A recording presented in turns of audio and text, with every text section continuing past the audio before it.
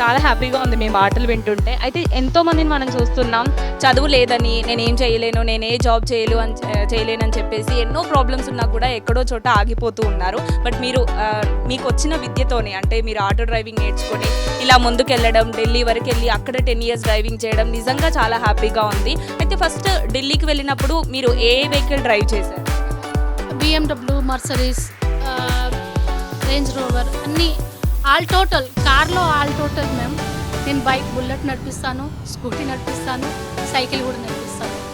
So 2 wheelers నుంచి 4 wheelers, 6 wheelers ఏదైనా, only train, only flight అవన్నీ ఆ రెండు నేను చేయలేను. మిగతా వెహికల్ అన్నీ నడిపిస్తాను. బట్ అనుకుంటే అది కూడా చేయగలరు మీరు. కానీ అంటే ఎలా అనిపిస్తుంది మీకు? మీరు అందరు చేసే జాబ్ చేయకుండా ఖచ్చితంగా భిన్నంగా చేస్తున్నారు. అంత పెద్ద కార్లు నడిపించడం అనేది కూడా మాటలు కాదు. అంత పెద్ద సిటీలో, ఢిల్లీలో మీరు 10 years కూడా డ్రైవింగ్ అనేది చేశారు కదా. ఎలా అనిపించేది? అక్కడ తోటి క్యాబ్ డ్రైవర్స్ కానీ వాళ్ళు ఎట్లా రెస్పాండ్ అయ్యేది? మంచిగా రెస్పాన్స్ అయ్యేవాళ్ళు. నేను 10 years చేశాను కాబట్టి ఇంకా 100 మంది అమ్మాయిలు వచ్చారు ఢిల్లీ ట్రాన్స్పోర్ట్లో. ఇప్పుడు మా డిపోలో 4 members ఉన్నారు. అక్కడ ప్రతి డిపోకి 5 members, 10 members పెట్టేసే వచ్చాను ఆల్రెడీ. అంటే నేను చేస్తూనే ఉన్నాను కదా. అక్కడ గవర్నమెంట్ కూడా ఒక స్కీమ్ తెచ్చింది. ఇంకా మహిళలు ఎందుకు రావట్లేరు, ఒక అమ్మాయి చేస్తున్నారు కాబట్టి వాళ్ళే డ్రైవింగ్ నేర్పడం, వాళ్ళే లైసెన్స్ ఇవ్వడం, వాళ్ళే పర్ఫెక్ట్గా ఒక డ్రైవర్ చేసి మా డిటీస్లో జాయిన్ చేశారు మేము. సో ఆల్రెడీ చేస్తున్నారు అక్కడ 100 members. సో అలాగనే ఇక్కడ గవర్నమెంట్ కూడా అదే విధంగా చేస్తున్నారు. అలాగనే నన్ను ఒక రోడ్ మోడల్గా ఫస్ట్ నన్ను పెట్టుకొని సీతక్క కూడా చెప్పడం జరిగింది. అక్కడ సీతక్కను కూడా కలిశాను. సో అదే కాకుండా మన చీఫ్ మినిస్టర్ గారు, సీఎం సార్ గారు కూడా ఒక ట్విట్టర్లో మెసేజ్ ఇవ్వడం జరిగింది. ఎందుకంటే మహిళలు ఏ విధంగానే ముందుకు వస్తున్నారు కాబట్టి వాళ్ళని ఒక సాయం చేసి సహకరించాలి, వాళ్ళు ముందుకు వచ్చేటట్టు మనం సాయం చేయాలనేసి ఒక ట్విట్టర్ వచ్చింది. అది కూడా నాకు హ్యాపీగా అనిపించింది. ఎందుకంటే తెలంగాణ గవర్నమెంట్ మహిళలకు హెల్ప్ చేస్తున్నారనేసి నేను భావిస్తున్నాను. మహిళా సంఘం కావచ్చు, ఏ విధంగా అయినా మహిళలకు ముందు హెల్ప్ చేస్తున్నారు. సో అదే విధంగా మొన్న కొండ సురేఖ మేడం గారిని కూడా కలవడం జరిగింది.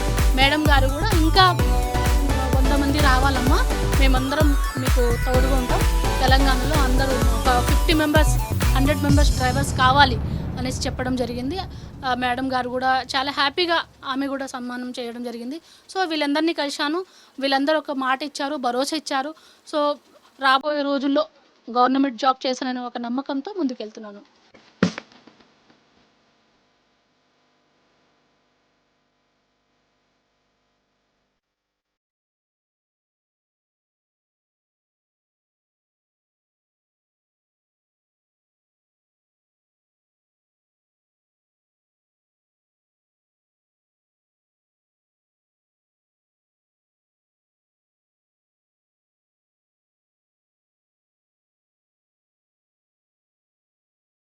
సో ఢిల్లీలో 10 years మీ డ్రైవింగ్ ఫీల్డ్‌లో ఉండి మళ్ళీ మీ ప్లేస్‌కి వచ్చేసారు. అంటే మీ అమ్మా నాన్న దగ్గరికి వచ్చేసారు మీరు అనుకున్నట్టే. ఎలా అనిపిస్తుంది?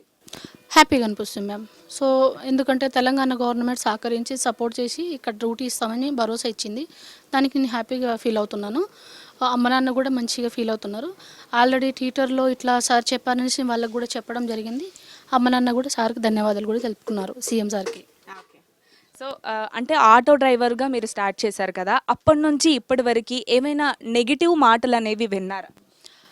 స్టార్టింగ్లో అక్కడ ఢిల్లీలో మా తోటి డ్రైవర్లు అప్పుడు ఒక 2-3 days చెప్పారు మ్యామ్. దాని తర్వాత నా డ్రైవింగ్ చూసి, నా వర్క్ని చూసి ఇప్పుడు హ్యాపీగా ఫ్రీగానే మాట్లాడతారు. ఇక్కడ ఏం లేదు, ఇక్కడ కూడా నో ప్రాబ్లం, అక్కడ కూడా నో ప్రాబ్లం.